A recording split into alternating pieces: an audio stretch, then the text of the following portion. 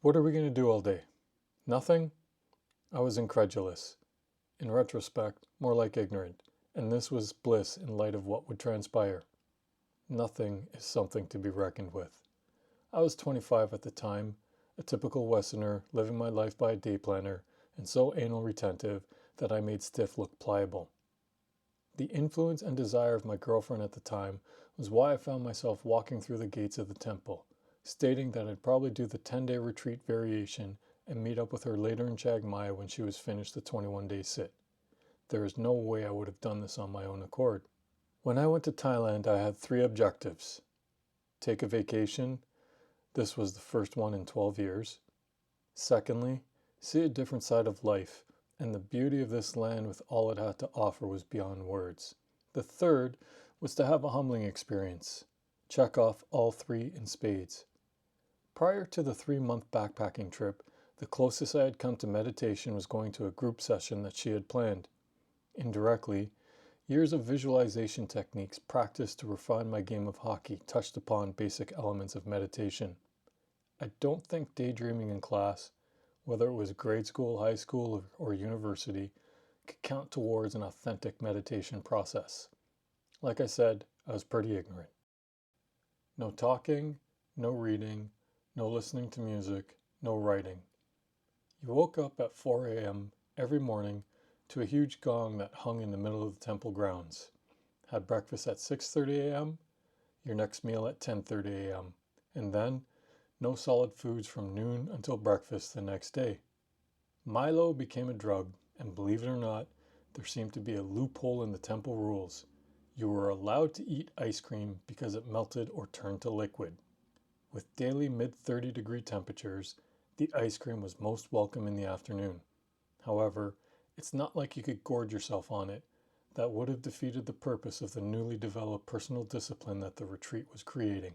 You only wore white pants and a white shirt, those same pants I'm modeling in the walking method videos. All your belongings were packed in your bag and left untouched. The men resided in separate quarters away from where the women stayed. You slept on a coconut hair mattress on the floor. Yes, imagine the comfort of a half-centimeter thick piece of cloth. Your restroom consisted of a squatter, a hole in the ground, and a large vat with a container to pour water over yourself as you showered. There was a little tap to refill the vat when water ran low. Every morning, you would meet at a set time with the head monk, review your meditation progress through an interpreter, and if favorable, be given your assignment for the upcoming day. All of this led up to an event called the Determination. It's a small world at the temple. There were people from the US, Italy, France, Australia, and more partaking in these retreats. Ironically, there was a monk living at the temple who grew up in St. Catharines, Ontario, about a 45-minute ride down the highway west from where I grew up. Your breakfast and lunch would be held in the cafeteria where they cooked food for you. You had 2 options, regular or vegetarian. This was the first time in my life that I went completely vegetarian. You would pray and give thanks before each of your meals, and quite frequently you were witness to the incredible sounds of monks chanting, like a deep primal bass that resonated through your soul. You were introduced to 2 styles of meditation, a walking and seated form. Plus, they exposed you to the concept of mindfulness, which was to be practiced at all moments when you weren't partaking in the meditative process. So you ate mindfully, you bathed mindfully, you dressed mindfully, and all your movements were mindful. All meditation was done on the grounds of the temple, within your quarters, and at a small schoolhouse neighboring the temple grounds. For me to be able to do the seated meditation pose, I had to sit with 6 pillows propping up my rump. That's how inflexible I was. The first day, they have you start off with a total of 6 hours of meditation. 15 minutes of walking, immediately followed by 15 minutes of sitting. Progressive overload is not just relegated to weight training. The next day, they increase it to 7 hours of meditation, 20 minutes of walking, 20 minutes of sitting. The third day, it's 8 hours total in 30-minute increments. It was after or during the third day that my decision to do the full 21-day sit in silence was made. Prior to the trip, I had just completed my first semester as a mature student in the Physical Health and Education program at university. I had advanced standing from credits previously completed in the psychology specialist I was working on, so I had a mix of first and second year courses that term. In this class, the stages of life are categorized from birth to death, in quantifiable years and qualitative attributes with the age categories that lead to our development, preferably as healthy adults. The irony on so many levels. Let it be said at this point that meditation can be compared to one-on-one psychotherapy, and if fortunate enough, resolutions of issues can occur in the form of a domino effect. One event, thought, and so forth leads to the next, and so on and so on. Every so often, unbeknownst to us on a conscious level, there are missing or forgotten items. These items can surface in this process of meditation and cause a chain effect of illumination. Sometimes, the end result being a fetal curl on the floor, sobbing uncontrollably like a child for a duration of time until the storm passes to be left in relaxed awe and release. Until, possibly, the next wave hits. Oh joy, oh bliss. Within the first 3 days, so many topics covered in this course created domino effects of personal understanding of how and why I become who I was, or why I acted the way I did at that juncture in my life. I found I was down to 4 pillows under my butt, and that was no coincidence. I was becoming freer. That's how I got hooked and knew I was in for the 21 days. Now, before someone says, see, it's true, it takes 21 days to form new habits, this is not entirely factual. New habits started on day 1 in the very moment the decision was made to enter into the retreat. On the 4th day, they have your meditation quota up to 9 hours. Very soon, you're doing 1-hour sets of walking, followed by 1-hour sets of sitting. The easiest way to go insane is to try and sit still for 1 hour solid while exerting effort to meditate. That's right, emphasize exerting. The retreat has been one of the hardest things I've ever done on a mental, emotional, and physical level. In no way will I ever imply that meditating is easy. And we were in an isolated, conducive environment with a lush mountainous backdrop in the northern part of Chiang Mai. Leading up to the determination, you have to meditate for a few consecutive days to the tune of 14 to 16 hours total. By that point, you're not sleeping a whole lot, maybe 4 hours. A few incredible experiences happened along the way. I'm a Scorpio in the zodiac, and I met my mentor, or I should say, almost stepped on one late at night, mindfully walking on the temple grounds. I was distracted by a shiny glint out of the corner of my eye, about 3 feet away from where I was walking. I froze in awe and fear. This scorpion was so beautiful and deadly scary at the same time. One of the highlights of the retreat was being in such a deep meditation that I felt the blood literally entering the chambers of my heart as it pumped through my body.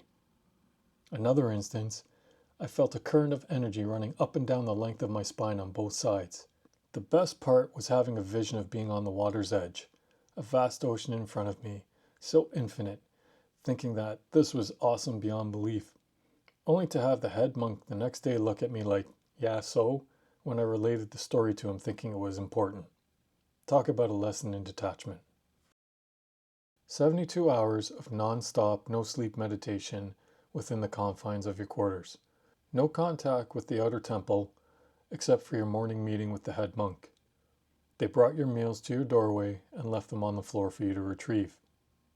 All non-meditative exercises, such as going to the washroom, showering, and eating, are done in a mindful manner.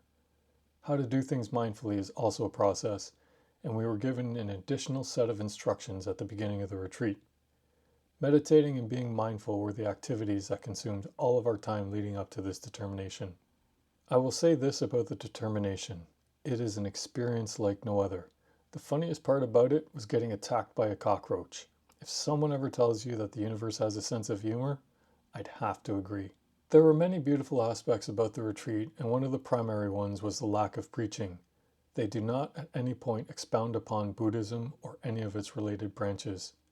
They provide you with a meditative program, and literature was available for inquiry into this way of life if desired. There was a protocol of conduct that was to be followed, and for good reason. The rest was up to us. We all volunteered to be there. By the time the determination rolled around, there is no doubt that this Buddhist way of living had influenced our lives. Directly or indirectly, meditating day after day was like a course in some of the inherent elements. Back to the battle with the cockroach. Prior to being in Thailand, the only cockroaches I had ever seen were in the restaurants I had worked at. Not a reference to my coworkers, the actual tiny ones. Still offensive, but tiny. So there was no hesitation to crush one at first sight. On the other side of the world, these roaches are heavy weights that can fly. I was in shock the first time I saw one on one of the islands at the beginning of the vacation. Did I fail to mention that I loathe them, small or large? To this day, I still don't know why.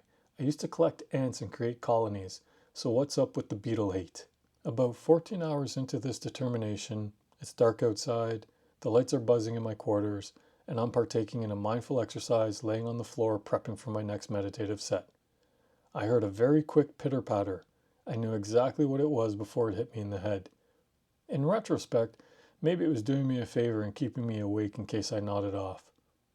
That was not my mentality then, though. I jumped up and back 5 feet, I kid you not. I had a stare down with it. The roach just stood there after it had butted me and stayed pointed in my direction as I looked at it dumbfounded. You have to realize, up until that point, I hadn't crossed paths with anything other than the scorpion. I never had to deal with snakes, spiders, geckos, or anything else that would give me the creeps in my own quarters. Yet, on the first night of my determination, I get a visit from the temple grounds custodian. A battle ensued, and it was dual in nature. First part was overriding my instinct to just kill it. The second was trying to capture it alive and get it out of my quarters. The Buddhist influence became apparent. The roach led me on a good chase for what seemed like hours around my quarters until I finally trapped it halfway up a wall underneath a bowl. I never said I was Einstein. I literally stood there for a while with this roach trapped under the bowl thinking, how on earth will I get it off the wall trapped under this bowl? My adrenaline was coursing through me, and I think after standing there for some time it leveled out and allowed me an insight into getting the roach out, alive. There, on the floor, just out of arm's reach of course, was a piece of paper that I could slide between the bowl and wall and create a pseudo lid. I'm laughing as I relate this to you now, looking back at how ridiculous it seems to have a vendetta against a cockroach and then have a battle with it. But after I chucked it outside the door to the quarters, I couldn't meditate for hours. I was about to pack and leave. Seriously, it was like I was having a temper tantrum. After my first morning determination meeting with the head monk and being laughed at by my partner, I settled back into my meditative groove. It is important to note that what you do on a daily basis more than likely will not mimic the effects of a retreat. Daily exercise is not really intended to have the same effects, but there is much benefit to be derived from daily meditative exercises. I want to elaborate on the point behind a lot of what the protocol of the retreat was meant to accomplish. In my eyes, you strip away as much of the daily distractions and escapes that we partake in to get to a grounded state. Focus and clarity, personal benefits from physical, mental, emotional healing became illuminated like a web of interconnection, all strands leading into each other with a healthier outcome possible. This is a personal observation, and that is, everyone can benefit on all or one of the levels aforementioned from a meditative endeavor. I'm not saying it is a cure-all or a quick fix. However, the potency of meditation is not definable. It can only be experienced and is relevant to the practitioner. After leaving the temple in Chiang Mai, we found ourselves on the Isle of Koh Chang, where we met an older American man offering a 12-day retreat at his beachfront hut that he had built on a piece of land he had bought. A large bamboo deck looked out to the ocean only meters away. There was a guest house in the back of his property where we stayed that had a lush mountainous backdrop, lit up by fireflies glowing in unison with the deep bass of bullfrogs late at night. On his deck, we learnt an art he called Wind Eagle that he had created from his experience in martial arts, dance, sport, and meditation. It was an incredible expressive form of mindfulness and motion. We also learnt 2 styles of standing meditation that can literally feel as if you're growing roots into the ground. This was the perfect complement to the retreat in silence, a more dynamic form to channel one's energy coupled with a practical meditative posture.